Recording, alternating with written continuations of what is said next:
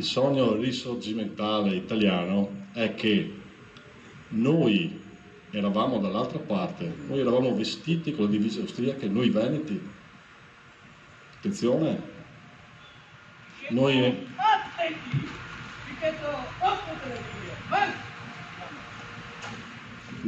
eravamo dall'altra parte.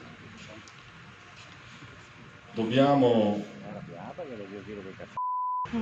Sono problemi? Le parole del sindaco di Noventa Padovana Marcello Bano durante la celebrazione del 4 novembre hanno provocato reazioni forti. L'associazione storica Uniti nella Memoria ha abbandonato la manifestazione e poche ore dopo sono arrivate anche le reazioni politiche. Ospite a Ring, la trasmissione condotta dal vice direttore Ferdinando Avarino, Marcello Bano spiega meglio cos'è accaduto. Lei cosa ha fatto? Allora, spieghi, poi voglio sentire Pelloni. Un discorso venetista, cosa intendeva dire? No, io ho fatto un discorso pacifista. E quando ho sentito quelle parole là, che dovevamo festeggiare perché c'era la celebrazione di questo sogno risorgimentale, ho aperto e chiuso la parentesi e ho detto scusate, allora intanto non c'è nulla a festeggiare perché la prima guerra mondiale ha prodotto 650.000 morti. In pratica il sindaco ha precisato che parlando dello scambio di giubbe con i veneti obbligati a indossare quelle austriache si riferiva alla guerra risorgimentale in favore dell'unità d'Italia del 1866 e non alla prima guerra mondiale. Quando si celebra il 4 novembre, secondo me, primo